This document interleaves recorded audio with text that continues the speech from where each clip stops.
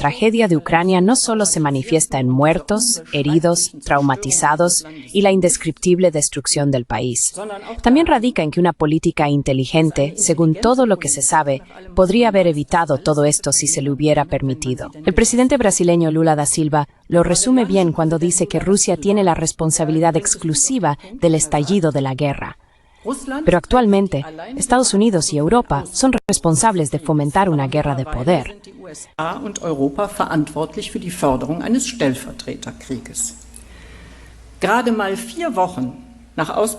Apenas 4 semanas después del estallido de la guerra, hubo una gran oportunidad para ponerle fin. A través de la mediación del entonces primer ministro israelí Bennett, se llevaron a cabo negociaciones en Estambul. Estas fueron exitosas.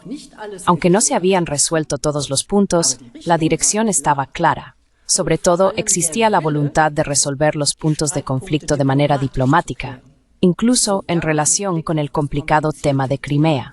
Todo esto no fracasó por Rusia, sino porque poner fin a la guerra en ese momento no estaba en el interés de la comunidad de estados occidentales.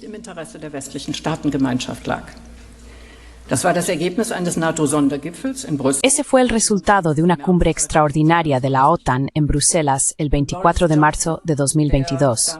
Boris Johnson, el entonces primer ministro británico, dejó esto claro a su homólogo ucraniano durante una visita relámpago a Kiev el 9 de abril. La justificación la proporcionó el secretario de Defensa estadounidense, Lloyd Austin. Dijo que se debía aprovechar la oportunidad para debilitar a Rusia de manera permanente, tanto militar como económicamente, a través de esta guerra. Así que no se trataba principalmente del bienestar de Ucrania. Con ello, todo lo que se había logrado hasta entonces quedó obsoleto.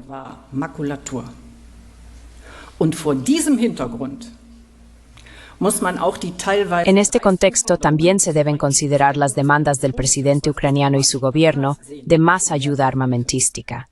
Si los países occidentales no quieren el fin de la guerra, entonces deben ayudar a Ucrania a sobrellevar la situación.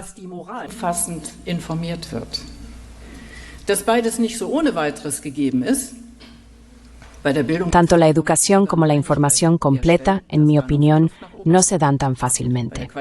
En cuanto a la educación, probablemente se pueda llegar a un consenso de que aún hay mucho margen de mejora. En cuanto a la calidad de la cobertura informativa, esto es menos el caso. Estas deficiencias ponen en peligro la democracia y, en última instancia, la paz, que, como se sabe, es más que solo la ausencia de guerra. El periodismo es un pilar importante para otorgar estabilidad a una democracia. La tarea de decidir una y otra vez qué entra en las noticias, sobre qué se debe informar y qué se debe omitir inevitablemente es muy responsable, porque a menudo no se tiene la opción entre lo correcto y lo incorrecto, sino solo entre lo incorrecto y lo incorrecto. Lo sé por experiencia propia.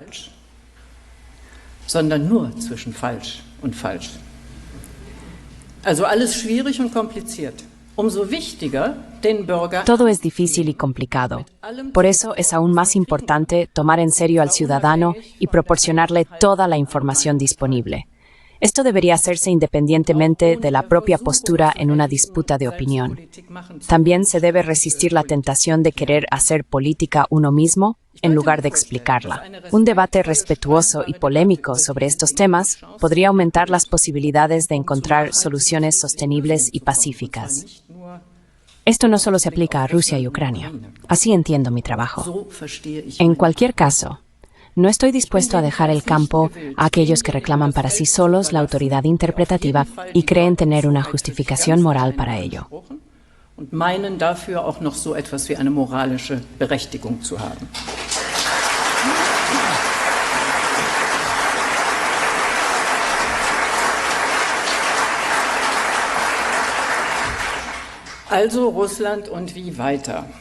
Entonces, Rusia, ¿y ahora qué? Para poder responder a esta pregunta, es importante conocer la historia previa y entender qué nos ha llevado a la situación actual. Esta historia previa no comienza solo con el ataque ruso a Ucrania, sino mucho antes. Básicamente, comienza con la disolución de la Unión Soviética. Por cierto, este es un ejemplo revelador del uso del lenguaje. En Occidente a menudo hablamos de la desintegración de la Unión Soviética. Sin embargo, En realidad fue una disolución más o menos dirigida políticamente. Pero eso es solo un comentario al margen, ya que me ocuparé más intensamente del lenguaje más adelante. Así que la historia previa comienza básicamente con la Unión Soviética. Beginnt also im Grunde mit der Auflösung der Sowjetunion. Und es kann nicht schaden, sich ein paar Eckpunkte nochmal ins Gedächtnis zu rufen. Y no está de más recordar algunos puntos clave. 1. Olvida las cosas tan rápido, ya lo verá. Bajo el liderazgo de Mikhail Gorbachev, la Unión Soviética se había abierto hacia Occidente de una manera sin precedentes. Este poderoso espíritu de cambio es difícil de describir con palabras. Las esperanzas y expectativas eran enormes. Sin embargo, lo que se exigió a las personas también fue enorme. Pero en el ámbito político occidental no se reconoció realmente su importancia. Fueron esencialmente 3 revoluciones las que ocurrieron y que debían ser superadas. La primera fue la transición de la economía planificada a la economía de mercado. Se dice fácilmente, pero significa mucho. Las personas de la antigua RDA generalmente entienden esto mejor que las personas en la parte occidental de Alemania.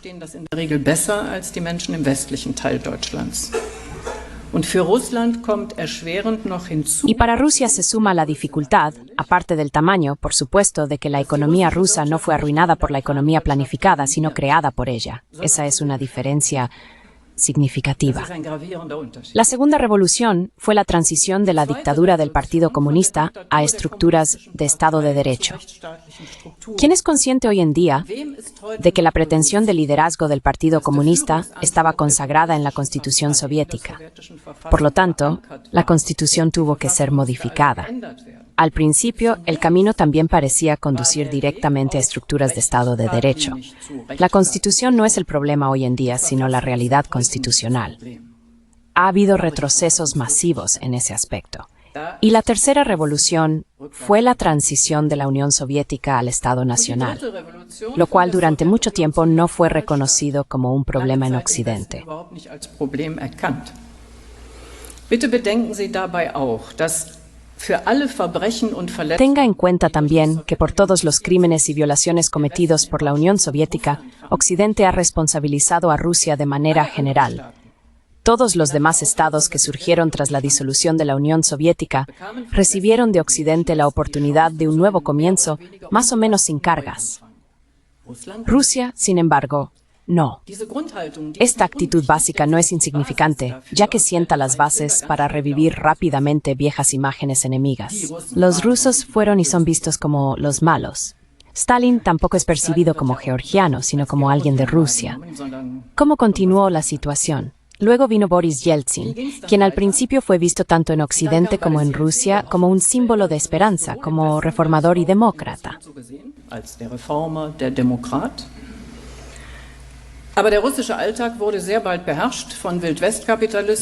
Pero la vida cotidiana rusa pronto fue dominada por el capitalismo salvaje, la corrupción y un gran caos.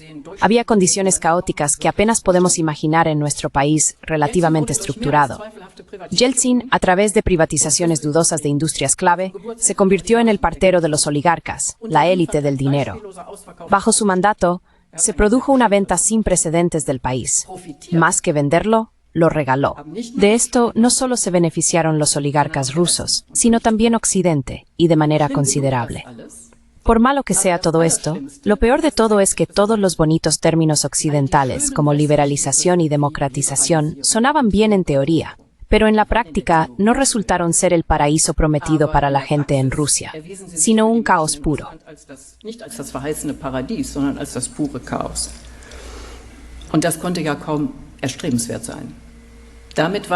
Y eso apenas podía ser deseable.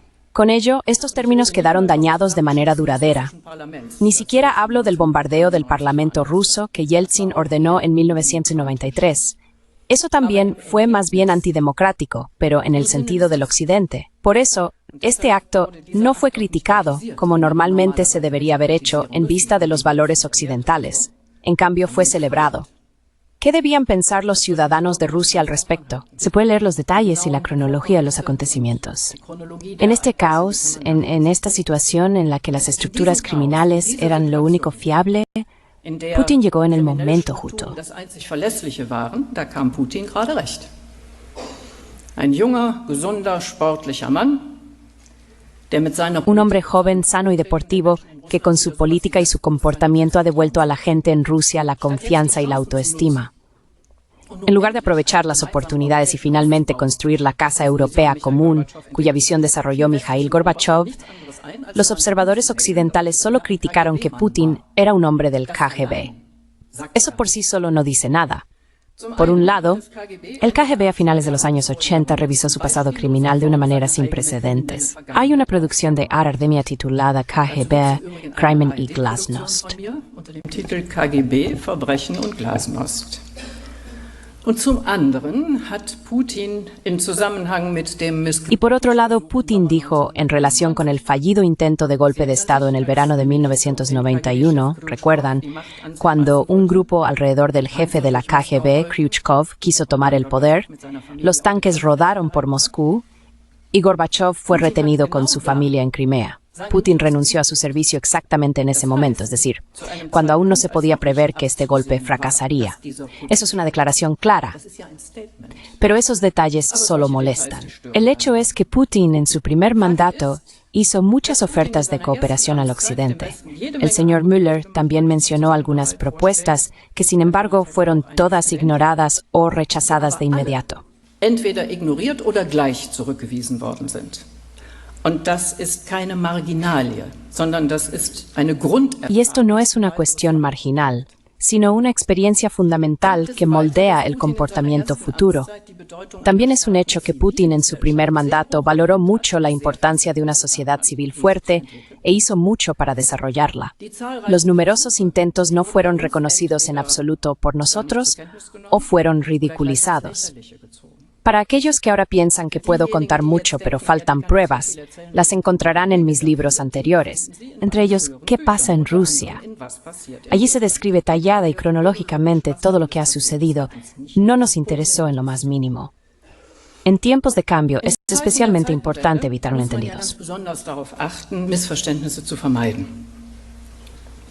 Deshalb an dieser Stelle eine Zwischenbemerkung. Por eso, en este punto, una observación intermedia. Cuando menciono errores occidentales, no significa que esté afirmando que, por el contrario, Rusia sea impecable y solo la pobre víctima. No son esas las categorías en las que pienso. Cuando explico y analizo la política de Putin en sus inicios como presidente, no tiene nada que ver con justificar sus actividades posteriores, tanto en política interna como externa. Explicar no tiene nada que ver con justificar. Ese es uno de los grandes malentendidos de nuestro tiempo.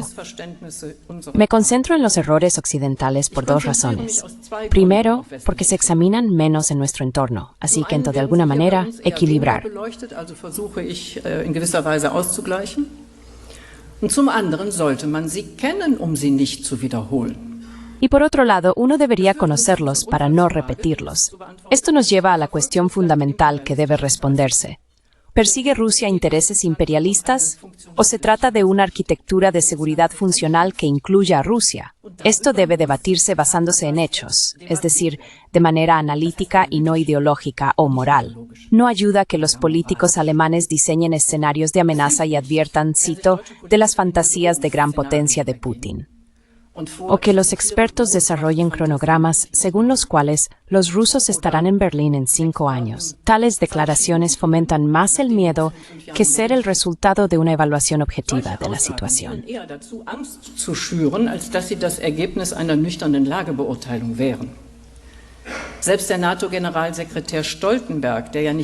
Incluso el secretario general de la OTAN, Stoltenberg, que no es precisamente conocido por su moderación hacia Rusia, ha dicho recientemente que actualmente no hay una amenaza por parte de Rusia.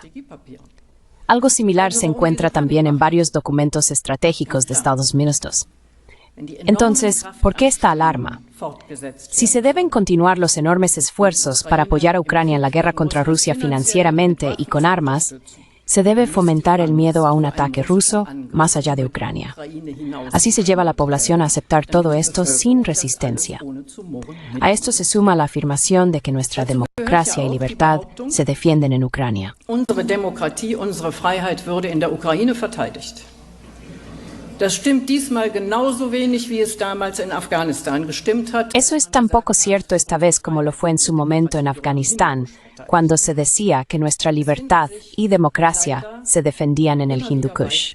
Desafortunadamente, hay ejemplos repetidos en la historia que muestran que las imágenes de amigo-enemigo y la demonización del adversario sirven para preparar a toda una sociedad para la guerra. Nuestro ministro de Defensa, que no se llama ministro de Guerra,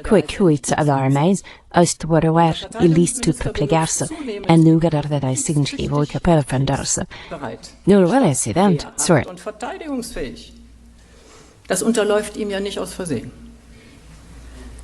Eine systematische, Chronologie ist dabei besonders wichtig. Una consideración sistemática y cronológica de las declaraciones rusas y de la política rusa muestra una y otra vez que a Moscú le interesa un lugar adecuado en la nueva arquitectura de seguridad.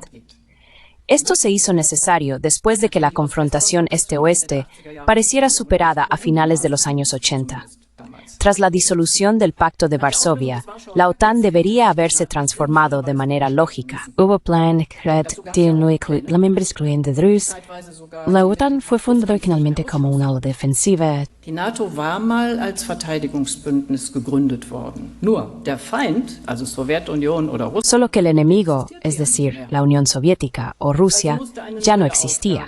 Así que se necesitaba una nueva misión y se proclamaron las operaciones fuera del área, es decir, operaciones fuera del propio territorio. Desde mi punto de vista, eso fue el principio del fin. En lugar de incluir de alguna manera a la enorme Rusia en términos de seguridad, la OTAN no se transformó estructuralmente, sino que simplemente se expandió hacia el este. Aunque existía el Consejo OTAN-Rusia, este era más bien una corrección cosmética y no una participación en igualdad de condiciones. La expansión hacia el este de la OTAN fue en cualquier caso uno de los mayores errores desde el final de la Segunda Guerra Mundial. der größten Fehler seit dem Ende des Zweiten Weltkriegs.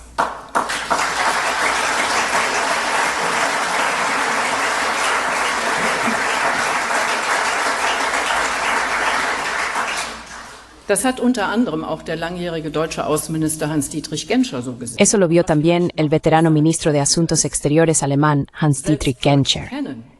Y lo que quizás es aún más significativo, incluso George Kennan, en esencia el arquitecto de la política de contención estadounidense, dijo en ese momento, y cito textualmente, creo que es un error trágico. No había ninguna razón para ello. Nadie amenaza a nadie. Y un poco más adelante dice, por supuesto que habrá una mala reacción de Rusia en el futuro. Y entonces ustedes, los que amplían la OTAN, dirán, así son los rusos. Siempre se lo dijimos, pero eso es completamente incorrecto. George Kennan, que según mi conocimiento no se identifica con el significado actual de comprensivo con Rusia. Mit der NATO-Perspektive für die Ukraine. Con la perspectiva de la OTAN para Ucrania, un vecino inmediato con un significado histórico y emocional especial para Rusia, se había superado el límite del dolor. La necesidad de seguridad de Rusia a menudo se ridiculiza en la agenda política de Occidente. Se argumenta, país enorme, ¿quién podría amenazarlo? Pero una mirada al mapa y a los documentos estratégicos muestra que se busca la fragmentación de Rusia y un cambio de régimen en Moscú. Una diferencia clave en política de seguridad entre Rusia y Estados Unidos radica simplemente en la geografía. Ein entscheidender sicherheitspolitischer Unterschied zwischen Russland und den USA besteht schlicht in der Geografie. Die USA haben westlich und östlich ihres Landes Ozeane vor der Tür. Estados Unidos tiene océanos al oeste y al este de su país. Al norte tienen a Canadá como socio de la OTAN y al sur el país limita con México, del cual no hay riesgo en términos de seguridad para Estados Unidos. Con Rusia, la situación es completamente diferente.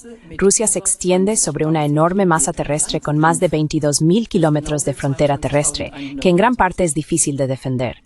Rusia tiene 14 vecinos, no solo 2, y con algunos de los países, las de estos países están fuertemente tensas. Desde el punto de vista de la seguridad, es una tarea cualitativamente diferente, que naturalmente también conduce a otras sensibilidades. Was man auch nicht vergessen sollte, Lo que tampoco se debe olvidar son los miedos históricos de Rusia. Siempre estamos programados para reconocer los miedos históricos de Polonia y los estados bálticos. Eso es correcto. Pero no reconocemos los miedos históricos de Rusia. En 1904, Rusia fue atacada por Japón en el este. En la Primera Guerra Mundial, las tropas alemanas ocuparon grandes partes de Rusia. El ataque de Brest-Litovsk significó para múltiples dolorosas y condiciones extremadamente difíciles.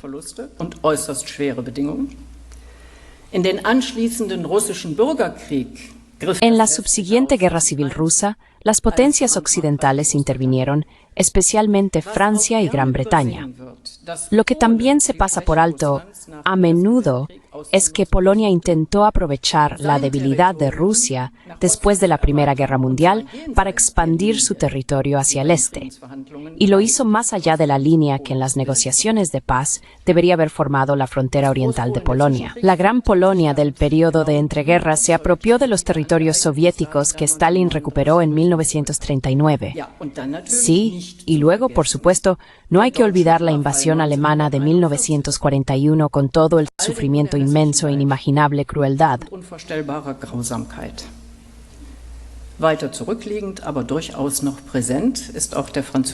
Más atrás en el tiempo, pero aún presente, está también el ataque francés bajo Napoleón en 1812. Los miedos y sentimientos de amenaza rusos tienen un trasfondo real. Estos miedos están en absoluto contraste con los de Estados Unidos. Debido a esta combinación de experiencias históricas y ubicación geográfica, la situación de amenaza se presenta de manera muy diferente para Rusia. Debido al número de pacientes del mundo, se puede con razón que la OTAN en un área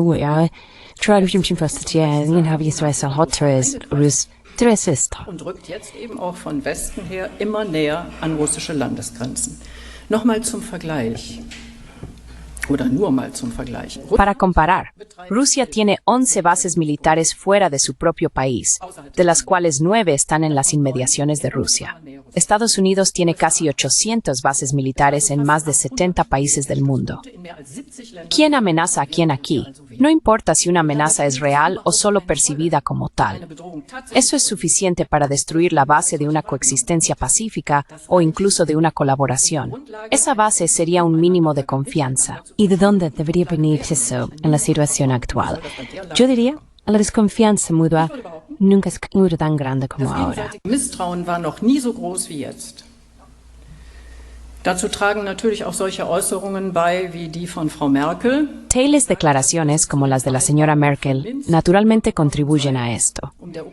Ella dijo que los acuerdos de Minsk solo se llevaron a cabo para darle tiempo a Ucrania para volverse más defensiva. En otras palabras, los acuerdos en sí mismos no se tomaron en serio. Es una señal devastadora. ¿Para qué hacer acuerdos entonces? Si consideramos el pasado reciente desde la perspectiva rusa, estuvo la guerra de Kosovo en 1999 y la guerra de Irak en 2003. Ambas guerras fueron lideradas por Estados Unidos, sin la aprobación del Consejo de Seguridad de la ONU, por así decirlo, por su propia autoridad, donde las reglas internacionales ya no importaban. No fue Moscú quien intentó remodelar el mundo, fueron los Estados Unidos o el Occidente político. Beziehungsweise der politische Westen. Dazu passt die Aufkündigung fast aller. Esto se ajusta a la denuncia de casi todos los tratados de desarme, que en parte tenían dimensiones históricas. Basta con pensar que con el tratado INF se logró realmente no solo limitar, sino eliminar y destruir toda una categoría de armas. Tampoco fue Moscú quien canceló los tratados, sino Estados Unidos. En este contexto, vale la pena echar un vistazo a la cronología de las acusaciones mutuas sobre quién supuestamente violó los tratados correspondientes y cuándo. Los misiles Iskander en Kaliningrado, mencionados a menudo, fueron una contramedida al sistema de defensa antimisiles que Estados Unidos desplegó en Polonia y Rumanía. Cabe destacar que estos sistemas de defensa pueden convertirse técnicamente en sistemas de ataque con facilidad. Dass diese Abwehrsysteme sich technisch ganz leicht in Angriffssysteme umwandeln lassen. Das ist alles nicht so schwarz-weiß, wie es uns oftmals suggeriert wird. No es todo tan blanco y negro como a menudo se nos sugiere. Para relacionarlo ahora con Ucrania, el compromiso estadounidense en Ucrania es realmente notable. No me refiero solo a las enormes sumas con las que se han influido repetidamente las elecciones en Ucrania o se han financiado programas educativos. Estos programas se llaman realmente programas educativos. Pretenden transmitir a los ucranianos en todas las regiones del país que estarían mejor en la OTAN. Pues no triple ni mucho tiempo no voy a favor de Palau. Lange überhaupt keine Mehrheit in der Bevölkerung. Im Gegenteil. Der neutrale Status. Al contrario, el estatus neutral de Ucrania incluso estaba consagrado en la Constitución. Aparte de eso, Ucrania fue repetidamente escenario de grandes maniobras de la OTAN.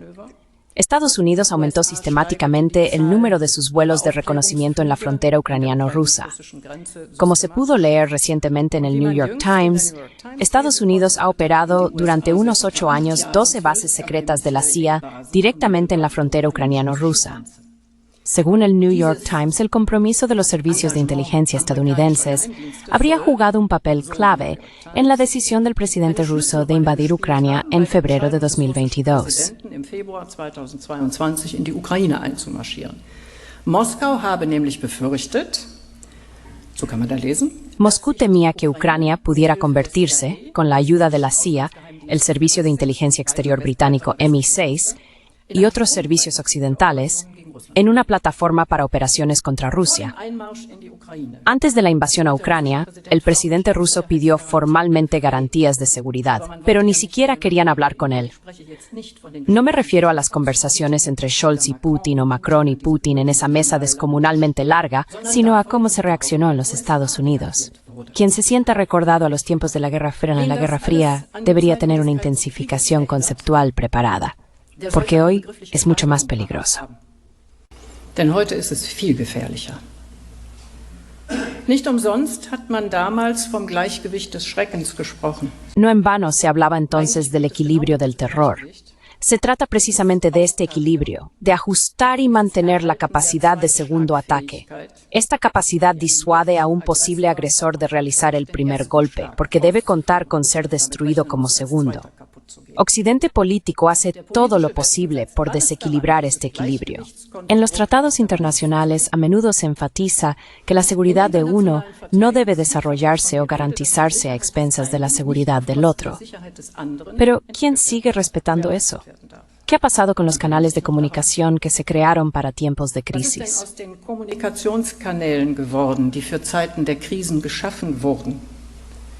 Der NATO-Russland-Rat und diverse andere Gesprächsforen sind ausgesetzt. El Consejo OTAN-Rusia y varios otros foros de diálogo han sido suspendidos o completamente eliminados. Desde la invasión rusa a Ucrania, se ha vuelto común responsabilizar a los políticos de distensión por este desarrollo y culparlos parcialmente de que el ataque ruso haya ocurrido.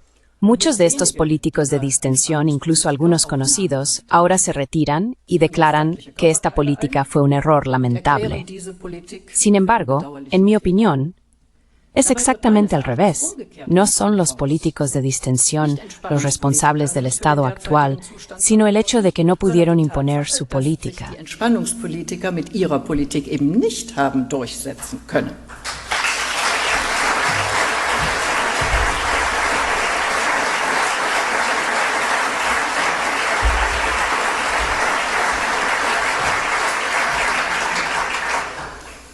Auch darüber könnte und müsste man faktenbasiert. También sobre eso se podría y debería debatir de manera basada en hechos y civilizada.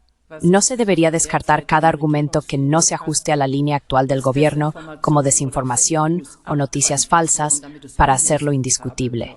O peor aún, llamarlo propaganda rusa, en la que supuestamente todos caemos masivamente. Sobre eso se podría debatir interminablemente. Pero me parece mucho más importante mirar hacia adelante. Eso ya es bastante difícil. Para arrollar una perspectiva, se necesita un análisis exhaustivo y la identificación de necesidades. Und die Benennung von Interessen. Fangen wir mit den Interessen an. Friedliche Politik. Comencemos con los intereses. La política pacífica no es más que un equilibrio de intereses que funciona. No se trata de moral, como se afirma a menudo. Incluso la candidata presidencial demócrata en los Estados Unidos, Kamala Harris, dijo en la Conferencia de Seguridad de Múnich, refiriéndose al compromiso estadounidense en Europa: no lo hacemos por caridad, sino porque está en nuestro interés estratégico. Sería bueno ver la Hitchop Ewanamur que menciona tips en strategies. Anfangen würden, ihre strategischen Interessen zu formulieren.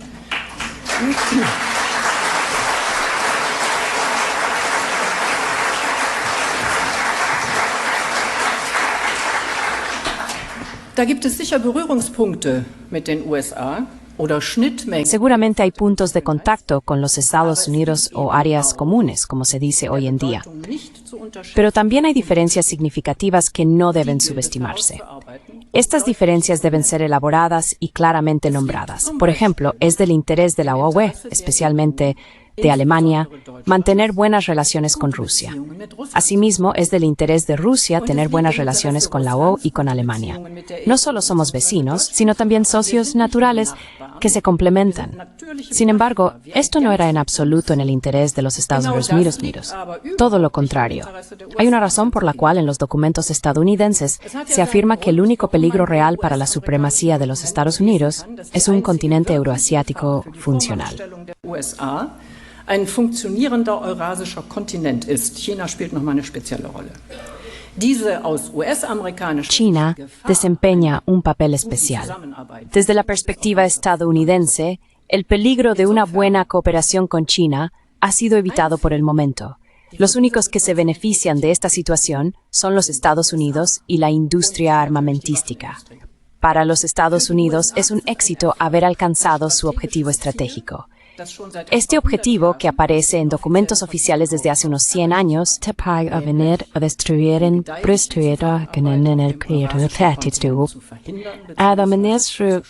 fracking, que perjudicial para el medio ambiente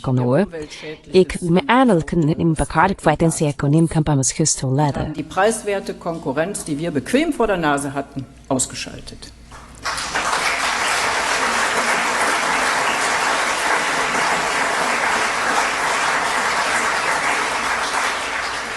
En Alemania, los precios de la energía son tan altos que se está volviendo o ya se ha vuelto una amenaza para la existencia de muchas empresas. Esto no se debe a que Rusia nos haya cerrado el grifo del gas, como se afirma a menudo. Más bien, nosotros mismos renunciamos al gas ruso para no apoyar la maquinaria de guerra rusa.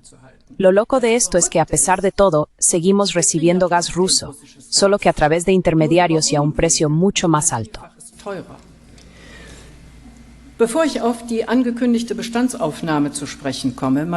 Antes de abordar el inventario anunciado, me gustaría hacer un comentario intermedio para evitar posibles malentendidos. Cuando critico la política de los Estados Unidos, no debe confundirse con antiamericanismo. Encuentro a los Estados Unidos de América tan fascinantes como a Rusia. También mis experiencias con personas en mis viajes a través del continente fueron en su mayoría positivas.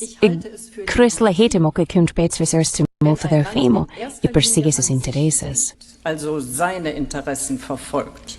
Und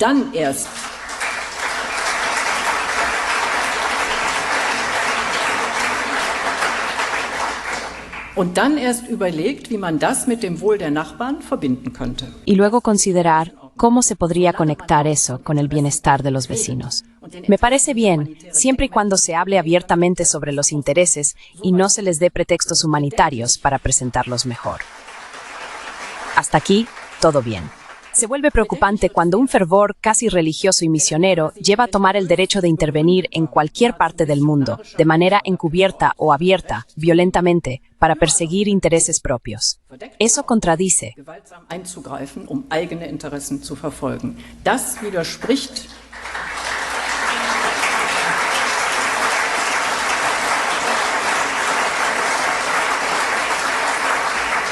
Das widerspricht allen internationalen Vereinbarungen und ganz massiv. Esto contradice todos los acuerdos internacionales y de manera masiva la Carta de la ONU. En nombre de la democracia, no todo está permitido. Ahora, sobre el estado de la situación. Esto incluye la constatación de que la tragedia de Ucrania no solo se manifiesta en muertos, heridos, traumatizados y la indescriptible destrucción del país. También radica en que una política inteligente, según todo lo que se sabe, podría haber evitado todo esto si se le hubiera permitido. El presidente brasileño Lula da Silva lo resume bien cuando dice que Rusia tiene la responsabilidad exclusiva del estallido de la guerra. Pero actualmente, Estados Unidos y Europa son responsables de fomentar una guerra de poder.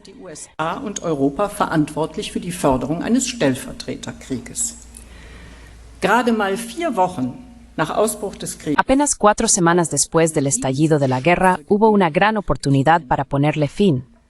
A través de la mediación del entonces primer ministro israelí Bennett, se llevaron a cabo negociaciones en Estambul. Estas fueron exitosas.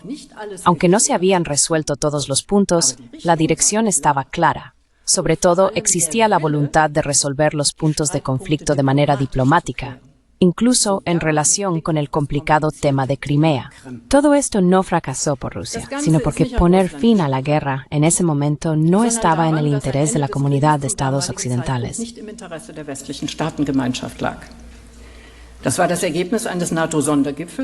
Ese fue el resultado de una cumbre extraordinaria de la OTAN en Bruselas el 24 de marzo de 2022. Boris Johnson, el entonces primer ministro británico, dejó esto claro a su homólogo ucraniano durante una visita relámpago a Kiev el 9 de abril.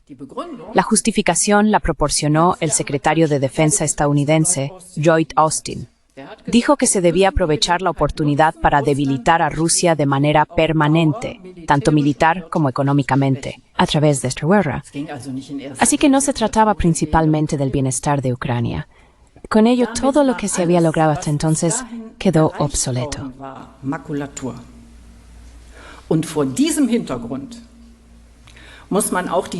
En este contexto también se deben considerar las demandas del presidente ucraniano y su gobierno de más ayuda armamentística. Si los países occidentales no quieren el fin de la guerra, entonces deben ayudar a Ucrania a sobrellevar la situación. En cuanto a la moral y la voluntad de resistencia de los ucranianos, ciertamente todavía están presentes. Pero parece que cada vez más ucranianos se dan cuenta de que están siendo sacrificados por intereses geopolíticos. Wenn los ucranianos debe asegurarse de que destruir Dermi. Wenn man wirklich helfen will, der muss dafür sorgen, dass dieser Krieg aufhört.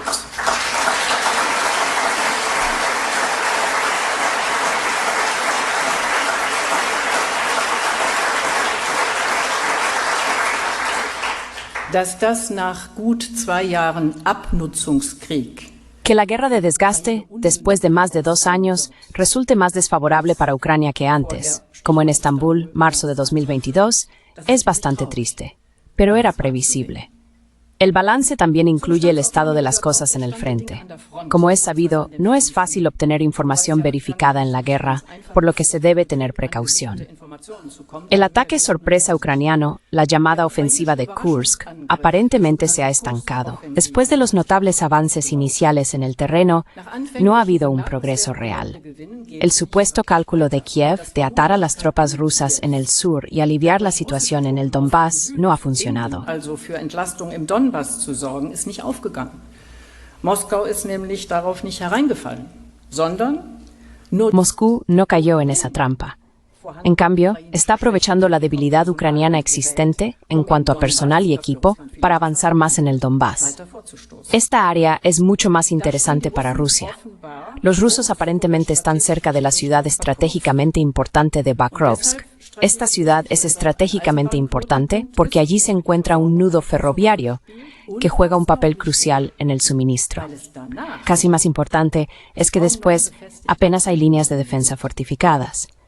Lo que varios blogueros militares destacan es que las áreas capturadas por Rusia ahora están apenas destruidas en comparación con el comienzo de la guerra.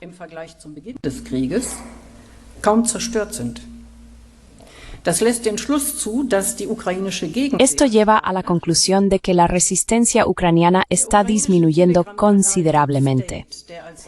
El canal ucraniano de Telegram Deep State, considerado una de las fuentes ucranianas más fiables, informa de problemas dramáticos de personal en el sureste y de pérdidas significativas de material en la región de Kursk.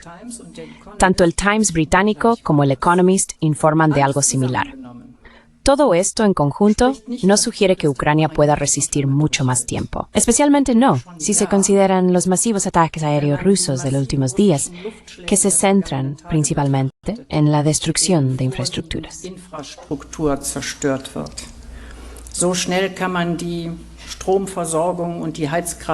Tan rápido no se pueden reparar el suministro eléctrico y las plantas de calefacción como se destruyen una y otra vez.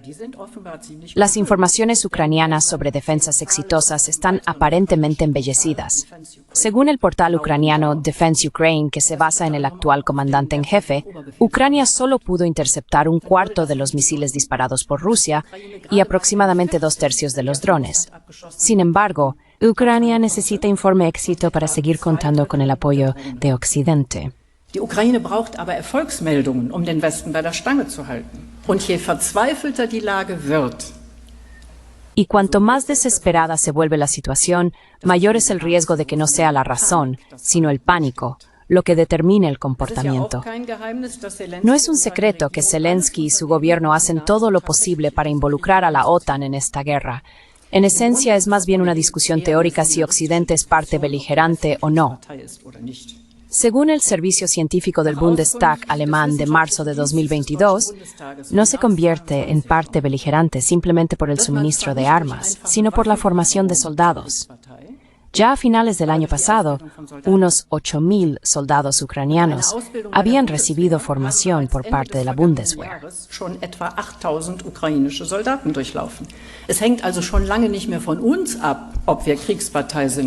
Entonces, ya no depende de nosotros si somos parte en la guerra o no, sino de cómo Moscú percibe nuestro comportamiento. La situación no podría ser más complicada. No mejora si se sospecha que aquellos que exigen actividades diplomáticas están más o menos en la nómina de Moscú. Debería ser de interés propio para Alemania y la UE desarrollar conceptos de desescalada y elaborar un plan para el tiempo posterior. Sin embargo, estas iniciativas no provienen de Alemania o de la UE, sino de China, países africanos y Brasil. Y estos países estarían muy lejos si la situación aquí se descontrola. Da würden Deutschland und die umliegenden Länder zum Schlachtfeld, nicht Brasilien. Alemania y los países circundantes se convertirían en el campo de batalla, no Brasil o China y tampoco Estados Unidos. Hablemos nuevamente sobre la política de distensión y echemos un vistazo atrás. La OTAN ha seguido una estrategia dual desde finales de los años 60 del siglo pasado. Por un lado, mostró fuerza militar y por otro, se esforzó en el ámbito político por la cooperación, la distensión y el desarme. En aquel entonces, la estrategia dual de la OTAN hacia Rusia se describía con los términos seguridad y distensión. Hoy los términos correspondientes son disuasión y diálogo. Disuasión es un término agresivo, seguridad uno defensivo. Sicherheit ein defensiver Begriff. Dialog verkommt zur Lehrformel, wenn man El diálogo se convierte en una fórmula vacía cuando se consideran ilegítimos los intereses del interlocutor desde el principio. La distensión, en cambio, representa un programa, un enfoque político integral. La diferencia de calidad entre la política de entonces y la de hoy se reconoce solo en la elección de términos. Hablando de elección de términos, al principio mencioné que volvería al tema del lenguaje. Es recomendable, como consumidor de medios, desarrollar cierta sensibilidad al lenguaje, prestar atención a la elección de palabras y a la aplicación de que se quede cero. Este no se refiere al tema de Rusia y Ucrania.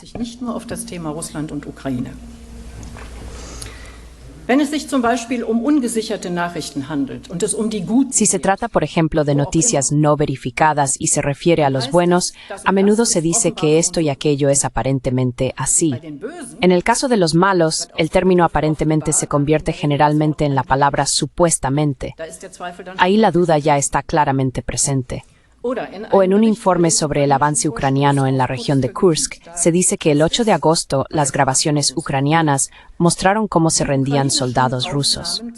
Un poco más tarde, en el mismo informe, se dice que las grabaciones rusas supuestamente muestran cómo ocurrió esto y aquello. Lo siguiente no tiene relación directa con Rusia, pero no quiero privarle de este matiz.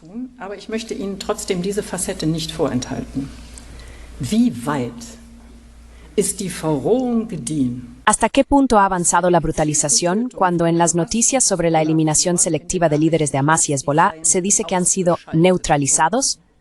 Los términos utilizados fueron neutralizados o incluso eliminados, no matados o asesinados. Otro ejemplo.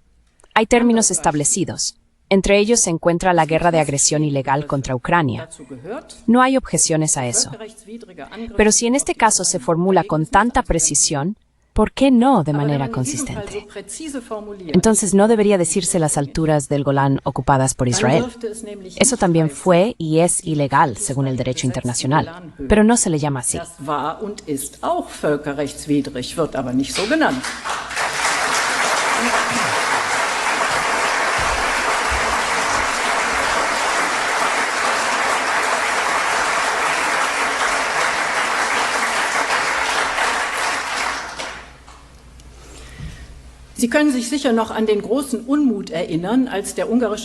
Seguramente aún recuerdan el gran descontento cuando el presidente húngaro Viktor Orbán, al inicio de su presidencia del Consejo de la EU, comenzó una intensa diplomacia de viajes sobre el tema de Ucrania. No hace falta simpatizar con Orbán para reconocer que no fue una de sus peores ideas. Pero no se trata de eso ahora, sino de la noticia que decía que Orbán se reunió con Putin, Xi y Trump. El presidente ucraniano Zelensky, con quien se reunió primero, simplemente se omite. Eso rompería la fila de los villanos, así que simplemente lo dejan fuera. Cuando los medios traen nueva cobertura con cinta, se aprecia la mera idea de que hay una solución.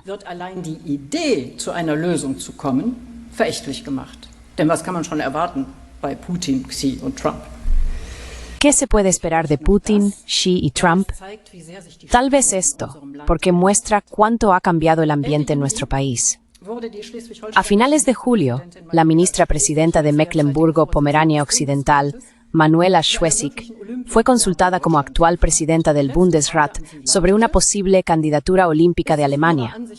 La última pregunta que le hicieron fue si, en su opinión, era correcto que Alemania no pudiera participar en los Juegos de París. La señora Schwesig respondió que los Juegos Olímpicos representan la paz.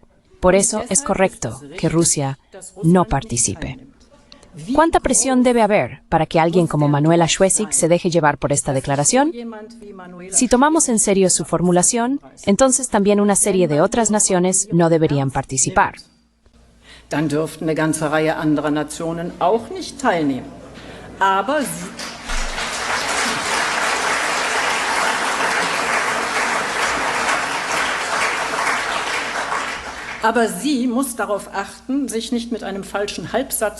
Pero debe tener cuidado de no hacerse vulnerable con un comentario imprudente sobre Rusia, ya que todavía se le acusa de apoyar políticamente a Nord Stream 2.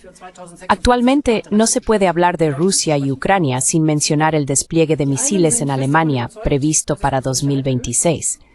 Algunos están firmemente convencidos de que esto aumentará nuestra seguridad. Otros creen que ocurre lo contrario. No les sorprenderá que yo sea de los que consideran estos planes como una peligrosa escalada. A continuación me gustaría explicar por qué. El tema del despliegue tiene al menos dos aspectos, uno técnico-militar o de seguridad y otro democrático. Comenzaré con el aspecto democrático.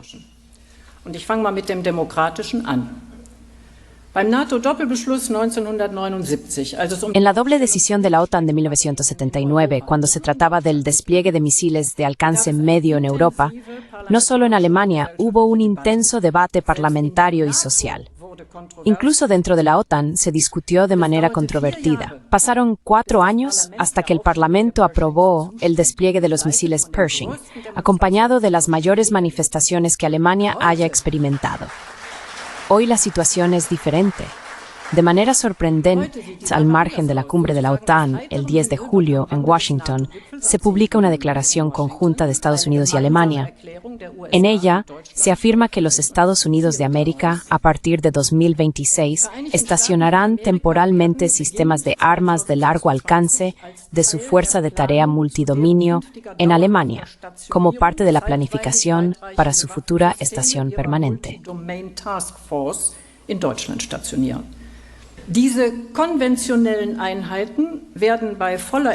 Estas unidades convencionales incluirán SM-6, Tomahawks y armas hipersónicas actualmente en desarrollo cuando estén completamente desarrolladas.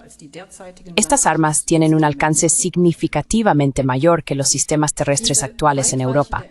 Sin embargo, esta decisión de gran alcance no se menciona en la declaración final de la cumbre de la OTAN.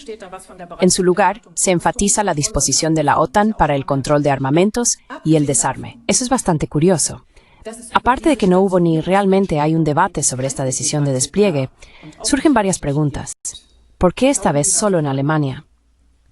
Wieso diesmal nur in Deutschland? Anfang der 80er Jahre wurden Pershings, wenn ich nicht irre, in 5 verschiedenen A principios de los años 80, si no me equivoco, se estacionaron Pershings en 5 países europeos diferentes. ¿Quién tiene entonces el mando? ¿Solo los Estados Unidos? ¿Tiene Alemania al menos un veto? ¿O los misiles solo están en nuestro territorio? Y hay algo más. Aunque se da la impresión de que se trata de una decisión conjunta, al examinarlo más de cerca se revela algo completamente diferente. El colega Wolfgang Lieb ha recopilado meticulosamente los detalles exactos. Eso lo puede encontrar en Internet, pero ahora le mencionaré aproximadamente los hechos correspondientes. Ya bajo Obama, el Premio Nobel de la Paz, los Estados Unidos decidieron en principio por un estacionamiento de este tipo. Die USA grundsätzlich für eine derartige Stationierung entschieden. Ab 2017 unter Trump wurde mit dem Aufbau einer A partir de 2017, bajo Trump, se comenzó a construir una estructura de unidad militar del ejército de Estados Unidos. Y ese es el punto crucial. Desde el 13 de abril de 2021, mucho antes del ataque ruso a Ucrania, se están llevando a cabo los preparativos concretos. Se decidió estacionar una de las 5 fuerzas de tarea multidominio en Wiesbaden. En otras palabras, y ahora cito al colega Lieb, se trató de una decisión unilateral de Estados Unidos. Preparada con mucha antelación. La vinculación con el ataque ruso a Ucrania sirve más bien para, con el miedo a Putin, paralizar o impedir un debate público. Putin eine öffentliche Diskussion zu lähmen oder zu unterbinden. Dem ist nichts hinzuzufügen. Und den ausführlichen Artikel kann ich nur empfehlen. No hay nada que añadir a eso. Solo puedo recomendar el artículo detallado. Si ahora cambiamos de perspectiva y consideramos todo desde el punto de vista de Moscú, se vuelve interesante. Con las armas hipersónicas que alcanzan una velocidad 17 veces superior a la del sonido, el tiempo de advertencia se reduce drásticamente. ¿Qué se deduce estratégicamente esto?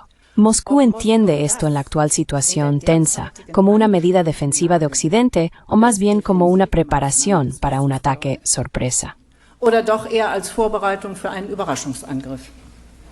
Und wenn damit dann zu rechnen ist, wäre es dann aus Moskau. Y si se espera eso, ¿no sería mejor desde el punto de vista de Moscú actuar preventivamente en contra? Ya sea de manera preventiva o como represalia, ocurrirá en un área densamente poblada de Alemania. Ya en 1968, un experto militar del SPD señaló en un libro que los sistemas basados en tierra deberían estar en Alaska, Groenlandia o en algún desierto, pero ciertamente no en áreas densamente pobladas. En cualquier caso, cómo esta acción debería aumentar nuestra seguridad. Nicht, wie sich dadurch, durch diese Aktion, unsere Sicherheit erhöhen soll.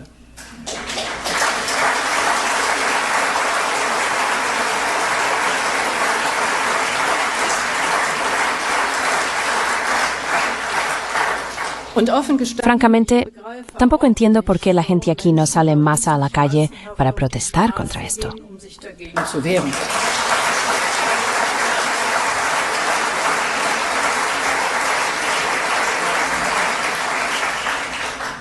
Die junge Generation La generación joven para la cual la paz aparentemente se ha vuelto algo obvio, está tan enfocada en el cambio climático que ya no queda espacio para el tema de la guerra y la paz. Sin embargo, debería quedar claro para todos. Si la paz no funciona, especialmente ante las armas nucleares, entonces el clima también deja de importar.